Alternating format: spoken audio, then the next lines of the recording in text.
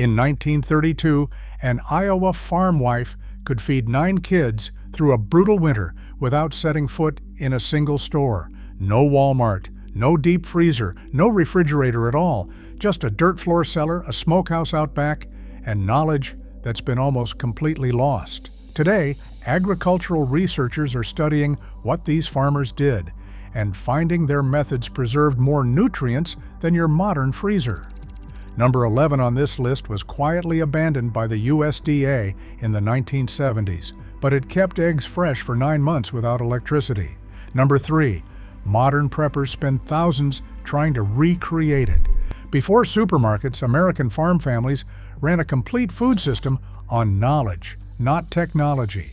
Hit subscribe before we start, because what you're about to learn could feed your family if the trucks ever stopped rolling. Let's count down. Number 25, the root cellar. Before electricity reached rural America in the 1940s, every farm had a hole dug into the side of a hill or under the kitchen floor, lined with stone or planks. Inside, the temperature stayed between 32 degrees Fahrenheit and 40 degrees Fahrenheit year-round, no matter what the weather did above ground. A well-built root cellar held potatoes, carrots, parsnips, turnips, beets, cabbages, and apples for 6 to 8 months. Your great-grandmother knew exactly how to layer them. Potatoes in dry sand, carrots packed in damp sawdust, apples wrapped one by one in newspaper so a single rotten one could not spoil the bushel. A 12 by 12 cellar could store enough food to feed a family of 7 through winter. Cost to build? About $18 in 1935. The same job today requires a chest freezer and a gas generator. We did not improve. We just got dependent. Number 24, apple strings on the rafters. Every September, farm kids spent 2 full days peeling and coring bushels of apples. The slices got threaded onto cotton string and hung from the kitchen rafters, where the heat from the wood stove dried them out in about a week. They would shrink down to leathery little discs, sweet and chewy, and they would keep for 2 solid years in a cloth sack. A single tree gave you 15 to 20 pounds of dried apples, enough for pies, fritters, and snitching all winter. The kids called the strings leather breeches because they looked like rows of tiny pants hanging up. Modern dehydrators cost $70 and use electricity. Your great-grandmother's rafters were already there. The heat was already there, and she got the same product for free. Number 23, the salt pork barrel. In every farmhouse pantry sat a wooden barrel, usually oak, packed with chunks of pork belly buried in coarse salt. After hog killing day in November, the family would pack maybe 80 pounds of pork into that barrel, using a 1:7 salt-to-meat ratio.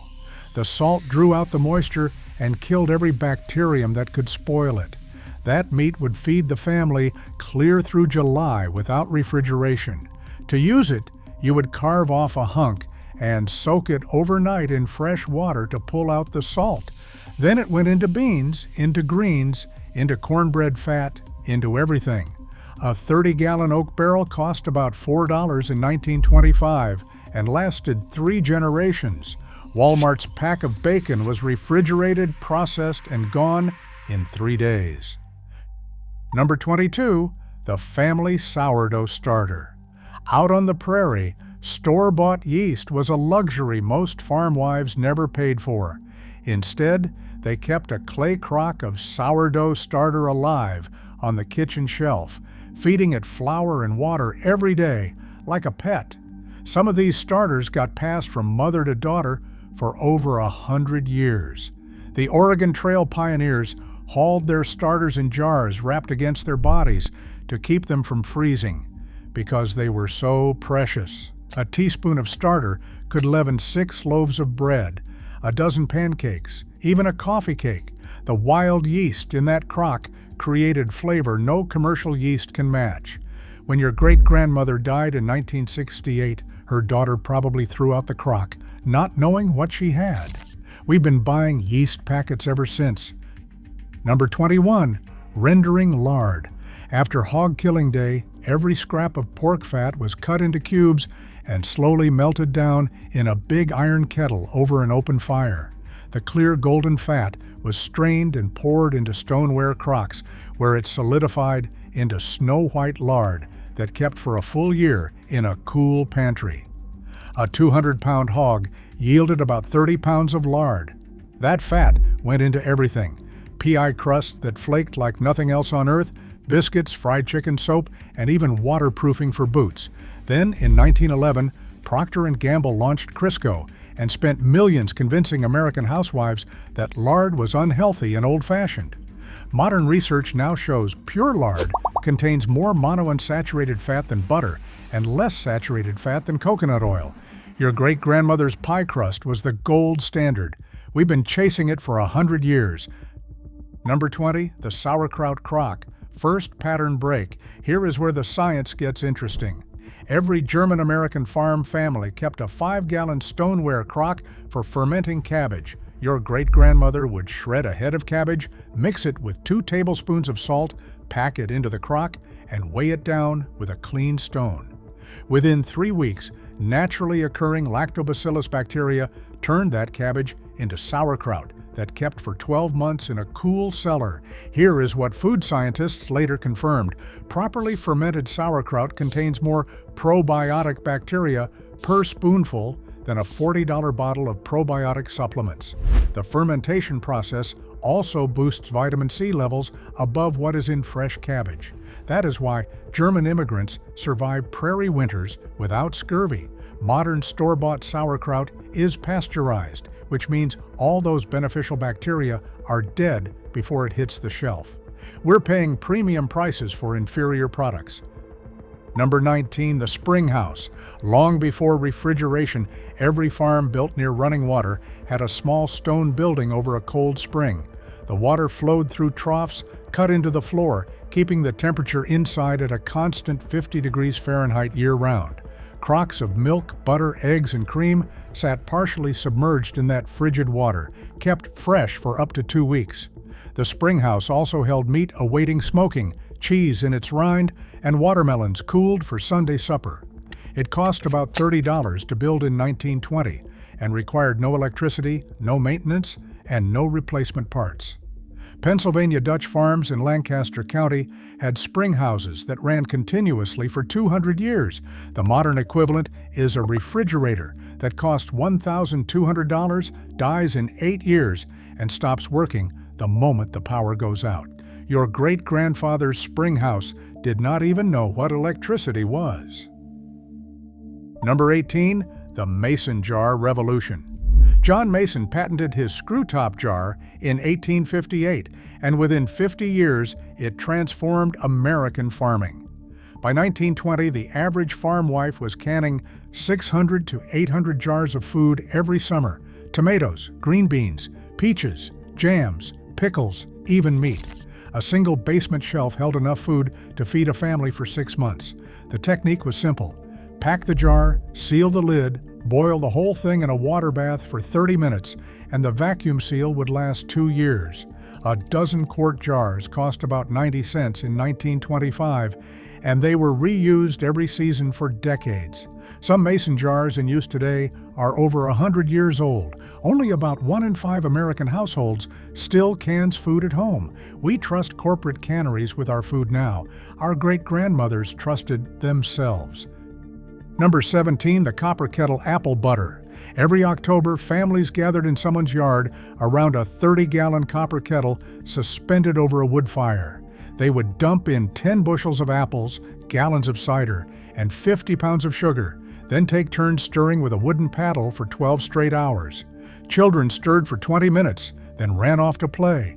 Grandmothers stirred for an hour while gossiping. By sunset, the apples had reduced into a deep mahogany butter so concentrated that 1 tablespoon flavored an entire piece of toast. Properly canned, that apple butter kept for 3 years. The whole community got jars for their work. The annual Apple Butter Day was as much a social event as a food preservation effort. The modern equivalent is a $4 jar from the grocery store made in a factory lasting 2 months. We traded community and quality for convenience. Number 16, water glass eggs. Second pattern break, controversy incoming. In the 1880s, farm wives discovered that fresh eggs submerged in a sodium silicate solution called water glass, would stay fresh for 9 full months without refrigeration. You would dissolve a quart of water glass in 5 gallons of cool boiled water, gently lower in 24 eggs, and store the crock in the cellar. The water glass sealed the porous shells, blocking bacteria from entering. Eggs from May tasted fresh in February. Here is the controversial part. In the 1970s, the USDA quietly stopped recommending water glass preservation. The official reason was food safety, but the real reason was that commercial refrigeration had made the technique obsolete in their eyes, and the egg industry did not want competition from home preservation. Modern preppers have rediscovered water glass and confirmed it works exactly as your great-grandmother said. A pound of sodium silicate today costs $15 and preserves 200 eggs. Try matching that with your fridge. Number 15. The hay box cooker. This trick came over from Norway with immigrant farmers in the 1890s. You would start a stew on the wood stove, bring it to a hard boil for 15 minutes, then transfer the heavy iron pot into a wooden box stuffed with dried hay. The hay insulated the pot so well that the food kept cooking for the next 8 hours without any fuel. By supper time, you had tender stew, cooked beans, or hot cereal, using only enough firewood to start it. During the Great Depression, the USDA published bulletins teaching farm families to build hay box cookers to save fuel. A homemade box cost nothing, just scrap lumber and last year's hay. The modern slow cooker uses 200 watts of electricity for the same 8 hours. Your great-grandmother's hay box used 0 electricity. Now they call it thermal cooking and sell special pots for $300. Number 14. Buttermilk leavening. Before commercial baking powder became cheap and reliable, farm wives used the natural acid in buttermilk to make bread rise. The lactic acid in soured milk reacted with baking soda, a teaspoon per cup of buttermilk, creating tiny carbon dioxide bubbles that lifted biscuits and pancakes light as a cloud. Every farm had buttermilk left over from the butter churn, so this leavening agent was free. Your great-grandmother could turn out a dozen biscuits in 20 minutes flat, tender, tangy, golden, using nothing but flour, lard, salt, baking soda, and buttermilk. No yeast, no waiting for rising, no expensive store ingredients. Modern recipes call for both baking powder and baking soda because we have lost the touch for buttermilk math. A quart of buttermilk that cost 2 cents in 1935 made enough biscuits for a week. Today it costs $4 a quart, and we do not even know how to use it. Number 13. Lye soap from wood ash. Every farm wife made her own soap by leaching wood ashes through a barrel of water, creating a solution called potash lye. She would combine that lye with rendered fat, the leftover bits from the lard kettle, boil the mixture for hours, and pour it into wooden molds to harden. One batch yielded enough soap for an entire year of laundry, dishes, and bathing. The whole process used materials that would otherwise be thrown out. Lye soap is harsh by modern standards, but it killed bacteria so effectively that frontier doctors used it for surgical hand washing. Modern soap companies add sodium hydroxide, the industrial version of the same lye your great-grandmother extracted from her stove. We pay $6 for a bar of artisan soap that uses the exact same chemistry. The only difference is distance. Our soap travels 2,000 miles. Hers traveled 6 feet. Number 12. Lye-treated hominy.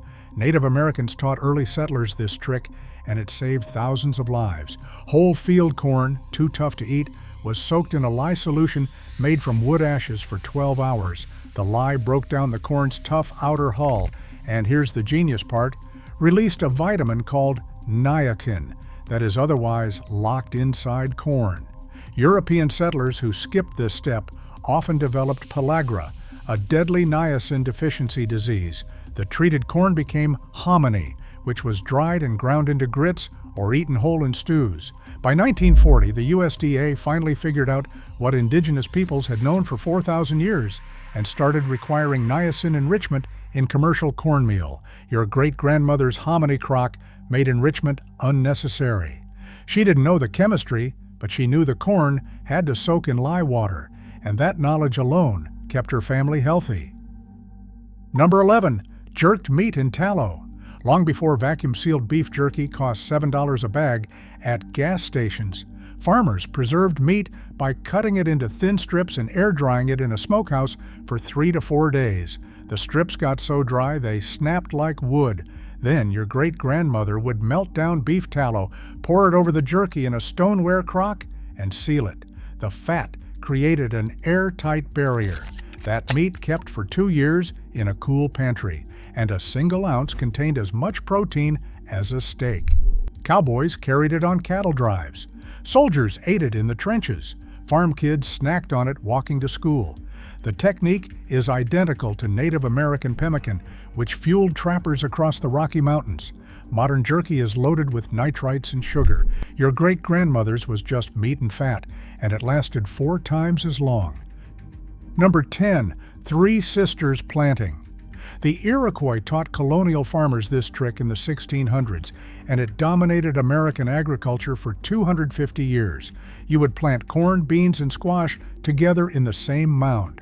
The corn grew tall and gave the beans a pole to climb. The beans pulled nitrogen from the air and fed the soil. The squash leaves shaded the ground, blocking weeds and holding moisture. 3 crops in the space of 1, with no fertilizer, no pesticides, and no weeding. A single quarter-acre patch fed a family of 6 through winter. By 1950, industrial agriculture had abandoned Three Sisters planting in favor of monoculture and synthetic nitrogen. Today, soil scientists at Cornell are studying companion planting, and finding the Iroquois method produces significantly more food per acre with 0 chemical inputs. Your great-grandfather knew this. We forgot it for the convenience of a tractor. Number 9. The seed jar collection. Every farm kitchen had a shelf of small glass jars labeled in pencil: Mortgage Lifter tomato, Kentucky Wonder Bean, Country Gentleman corn, Boston Marrow squash. Your great-grandmother saved seeds from every successful crop, drying them on newspaper and storing them in jars sealed against moisture. Those seeds cost nothing and produced food for the next year, perfectly adapted to your family's exact soil and climate. Some heirloom varieties were passed down for 10 generations. Then, by 1980, U.S. patent law was extended to cover living plant varieties. Within 30 years, 4 corporations controlled most of the world's commercial seed supply. Modern hybrid seeds are deliberately engineered so the next generation comes back sickly or sterile, meaning if you save seeds from this year's tomatoes, next year's plants will not perform. You are locked into buying new seeds every spring. Your great-grandmother's seeds were free forever. Number 8. The backyard smokehouse. Behind every farm stood a small wooden shed, maybe 6 feet square, with a smoldering pit of hickory or applewood underneath. Hams, bacon, sausages, even fish hung from rafters above the smoke for 2 to 3 weeks straight. The smoke contained natural compounds that killed bacteria, and the slow drying pulled out moisture. A properly smoked ham kept at room temperature for over a year. Country ham, the dry-cured Virginia variety still produced today, uses the exact same technique your great-grandfather used in 1890. The smokehouse cost about $12 to build in lumber and lasted 50 years. The wood was free, gathered from fallen branches.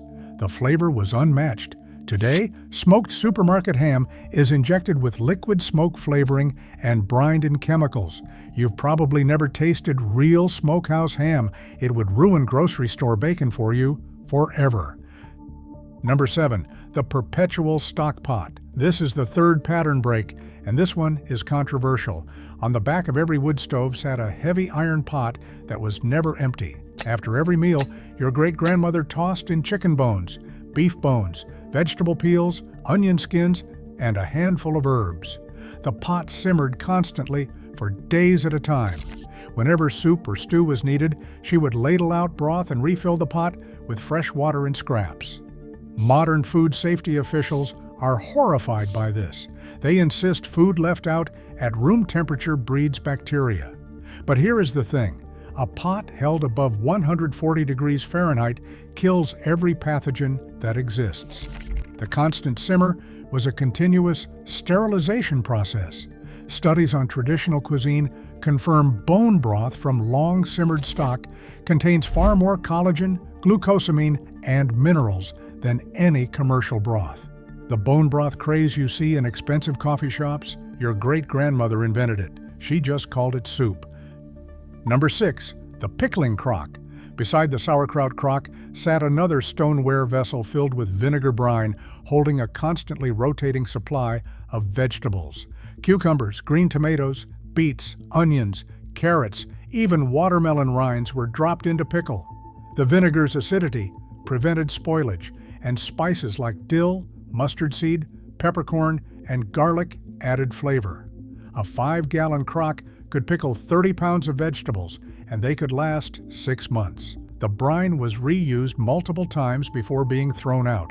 Your great-grandmother understood what food scientists later proved. Pickling preserves nearly all the original vitamins, unlike heat canning, which destroys some. A jar of supermarket pickles costs $5 today and contains added sugar, dyes, and preservatives. A homemade crock cost pennies and used vegetables you grew yourself. Pickled food remained a daily side dish on rural American tables until the 1970s. Now we eat pickles only on hamburgers, and we don't even make those anymore. Number 5. Hog Killing Day. Fourth pattern break. Modern audiences will not be ready for this. Every November, the entire farming community gathered for a brutal but extraordinary ritual. A 250-pound hog was processed, and within 12 hours, every part was preserved, every part. Hams went into salt cures, bellies went to the smokehouse for bacon, trim got ground into sausage, fat became lard, skin became cracklings, bones went into the stock pot, intestines became sausage casings, bladders became balloons for the children, even the blood went into blood sausage. Nothing, and I mean nothing, was wasted. One hog fed a family for 10 months. The modern equivalent is buying $1,200 worth of pork from a supermarket with nearly half the animal already discarded as commercial waste before you ever see it. Your great-grandmother's hog yielded almost everything as usable food. Industrial agriculture has forgotten skills that took 5,000 years to develop. We're poorer for it. Number 4. The ice house. From late January through February, farmers cut blocks of ice from frozen ponds and lakes, each block weighing 100 pounds and measuring 2 feet square. The blocks were hauled to a wooden ice house, packed in sawdust for insulation and stored underground. Properly packed, that ice lasted clear through the following October. By 1880, the American ice industry employed tens of thousands of workers and shipped frozen blocks as far as India and Australia. Your great-grandmother's icebox, the predecessor to the refrigerator, used 50 pounds of harvested ice every week. It cost nothing because the ice came from the family pond.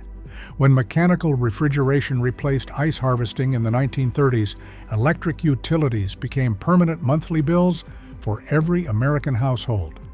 Your great-grandmother had a free, renewable cooling system that ran on winter weather. We replaced it with an electric bill that never stops. Number 3. The wood-fired bread oven. Modern preppers spend $3,000 building cob ovens, trying to recreate what your great-grandmother had in her backyard for free.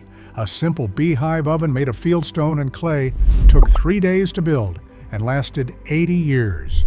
Once a week, usually Saturday, she would build a hardwood fire inside the oven for 2 hours, scrape out the embers, and use the residual heat to bake 8 loaves of bread, 4 pies, and a roast chicken in succession as the temperature dropped from 600 degrees down to 200 degrees. The whole week's bread baking took one fire. The crust on those loaves came out crispy and golden, the texture inside chewy and complex, a quality modern electric ovens cannot duplicate. Artisan bakeries today charge $12 a loaf for bread baked exactly this way. Your great-grandmother fed her family 8 loaves for the cost of gathered firewood. We pay nearly $100 to taste what was once free. Number 2, wild foraging knowledge. Every farm wife could identify 50 different wild plants by sight. Dandelion greens for spring salads, ramps and wild onions for spring soup, morels in May, blackberries in July, persimmons in October, hickory nuts and walnuts in November. She knew which mushrooms to pick and which would kill you. She knew where the watercress grew and when to harvest it. Wild plants supplied a meaningful share of a farm family's diet, free for the taking. By the 1970s, this knowledge had nearly vanished. Suburban kids could not tell a dandelion from a daisy. Today, foraged foods sell at farmers markets for shocking prices. $40 a pound for morel mushrooms, $30 a pound for ramps. Your great-grandmother walked out the back door and gathered them by the basketful. We have lost not just the knowledge, but the relationship with our own land. The food was always there. We just stopped looking. Number 1, the kitchen dooryard garden. The most important food source on any farm wasn't the 100-acre cornfield. It was the small fenced garden right outside the kitchen door, usually 30 by 50 feet, that produced most of the vegetables a family ate every year. Lettuce, peas, beans, tomatoes, cabbage, carrots, beets, onions, potatoes, herbs, and berries all grew in that one space. Your great-grandmother stepped out the back door before breakfast and gathered exactly what she needed for that day. The food traveled 30 feet from soil to table. The vegetables retained nearly all their vitamins. Nothing was packaged, transported, or refrigerated for weeks. The kitchen garden was so essential that pioneer wives planted them before building the second room of the house. Today, the average American grocery item travels 1,500 miles before it reaches your plate. Your great-grandmother's salad traveled 30 steps. There has never been a more efficient food system in human history. So which trick are you going to try first? The water glass eggs, the sourdough starter, maybe the apple strings on the rafters? Drop a comment and tell me, because here's the truth, your great-grandmother wasn't just feeding her family. She was running a complete food system on knowledge alone. We have refrigerators, freezers, and supermarkets, but we have lost the skills that fed America for 200 years. Hit subscribe, share this with someone who needs to remember, and I will see you in the next one.